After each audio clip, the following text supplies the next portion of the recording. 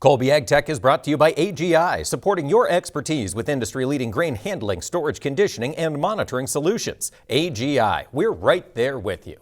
Chad Colby's already looking ahead to a big event coming at the end of August, the Farm Progress Show. Do you remember your first Farm Progress Show?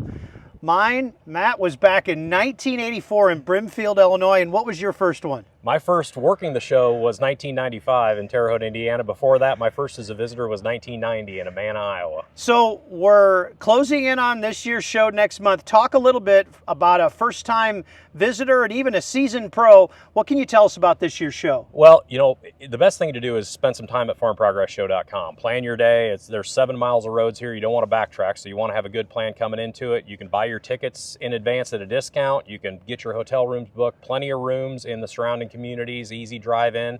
Traffic routes are easy, so it's a fun way to spend a day, a little bit of a pre-harvest party for the whole crew. What about other things you don't think about? I know there's golf cart availability, you know, those kind of things you got to prepare before you get here. Talk a little bit about that. Yeah, you know, in addition to making your plan and booking your hotel rooms and buying your advance tickets, there are a few golf carts left right now. They're going to sell out pretty quickly, but there's always personal mobility scooters. If you can't get around, those are always available during the show.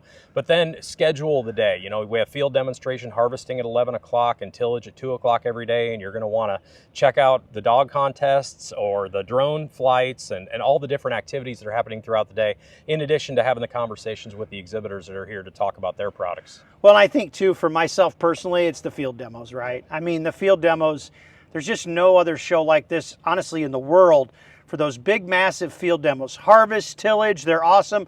We're going to talk about that more here in the next coming weeks on the tech segment. But Matt, thank you so much for giving us a little insight. And oh, by the way, Mike, we're curious, when was your first Farm Progress show?